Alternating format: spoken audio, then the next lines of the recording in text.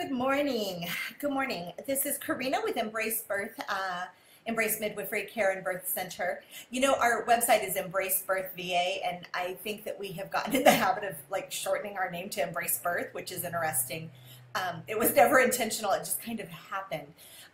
So I'm coming to you today to talk about misconceptions about midwives. So here's the interesting thing. I went to UVA yesterday to get my neonatal resuscitation card renewed. So I went to a hospital as a midwife to update something that I'm required to have. So that's the first step. I'm required to have NRP and I'm required to have CPR certifications. It's part of my national certification.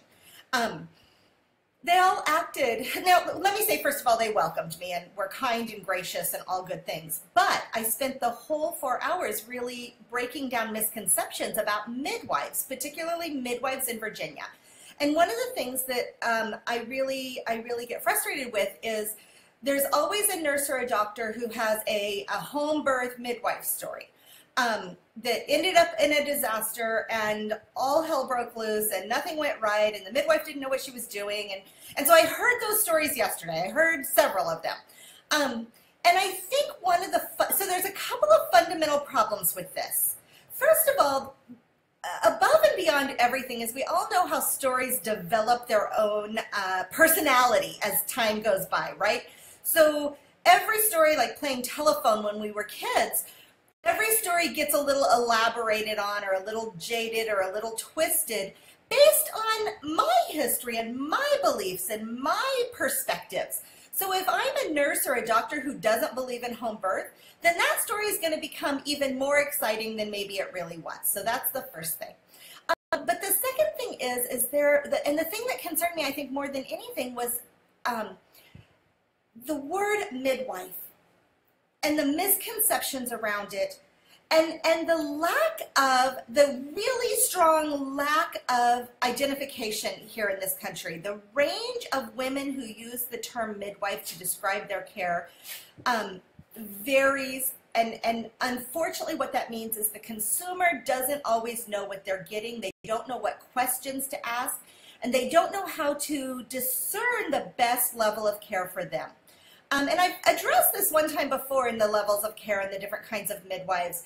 But specifically today, what bothered me is I went into the hospital, and I run into this quite a bit where I guess because I'm there, they assume that I'm a medical midwife, that I'm a certified nurse midwife, that I'm and when I correct them and I say, no, I own a birth center. I practice great care, we're very evidence-based, and I'm a licensed midwife.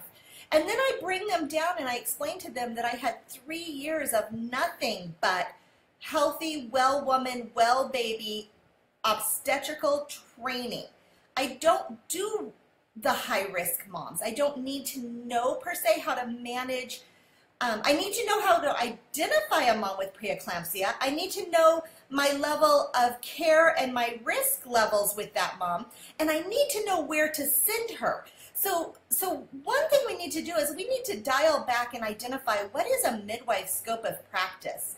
One of my little ornery things that I do, because I want to continue to educate our medical people, our backup plans, right? These are people we want on our team, ladies, about my level of care, about what the birth center offers. So yesterday when I was at NRP and I said to them, oh my God, I literally had a nurse look me, deadpan me, and hold up a bulb syringe and say, do you have these? Do I have those? Like, that is, why? Now wait, I don't use them very often. Most babies, you know, born naturally drain really well and we don't have to have them, but do I have those? Those are like $1.49 Target things. What? Of course I order them from a medical supply company, but why wouldn't I have those? That just, it just clenched my gut that she felt like she needed to ask me if I had the most basic supplies, the most basic supplies. And so anyway, so we talked a little bit more and I explained to her, you know, we have a resuscitation tray. We have ambu bags and oxygen, and we have we have deep suction equipment, and we have, like, I have what I need to do the work that I do out of hospital safely. And I also have great arrangements for transferring in when that's appropriate as well.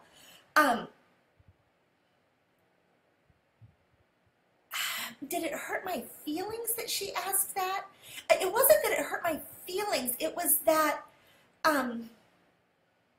that level of ignorance, and I don't mean that with any malice. That level of ignorance is shocking. And of course, then they had to tell me about the midwives who show up with nothing. And you know, she had to tell me a story about, you know, a baby that needed resuscitation, and she had to go out to the car and get it warmed up because they were driving to the hospital. And we both said the same thing, like, you don't drive anywhere with a baby who needs help. You help the baby, you breathe for the baby, you know, you do what you need to do for the baby. So hi, Rosalie. So Rosalie is actually in nurse midwife school, and she is such an advocate for home birth, and I know she stands alone sometimes, or birth center birth, because she has seen it done well and professionally and safely and with the proper equipment to do that. So here she is in nurse midwife school, and she's having to educate every single day these other people who are in school with her that are training her, and she's having to reiterate exactly what I had to do yesterday. Is like, whoa, wait a minute. So part of my problem is, and part of the thing I hope we see, is a separation of midwives, and I hate to say that because I know that's going to get me in trouble. I like the idea that women who believe that being with women in labor is not a medical journey, or it's not something that we should have to bring equipment for. I certainly have known midwives that believe this. They're moving toward thinking to call them community birth attendants. And I am for this. This allows the public to have an idea of the level of care that they're picking up. And Virginia requires us to tell exactly what our scope of practice is. So community birth attendants would be women who believe that birth is natural, like I do, that believe that birth does not need intervention, like I do, believes that moms know how to give birth if we leave them alone, like I do. However, I also believe, Rosalie, wasn't it Mary that said that, you know, I trust birth. I trust it right up until the time it doesn't work. And then when it doesn't work, I want to have the tools available to get it back on the right road, to fix it, or to get a mom and a baby where they need to go. So as you are out in the community, or as you're doing your research to choose a midwife or a birth center, please be aware of, first of all, the fallacies that are out there about midwives, the horror stories that really have been embellished, or who may not be specific for professional or certified midwifery care. ACOG, American College of Obstetrics and Gynecology, came out with a committee opinion, I think it was in January or February, about planned home birth. And what it said, hi Rose, is what it said was interesting to me. It gave these little statistics.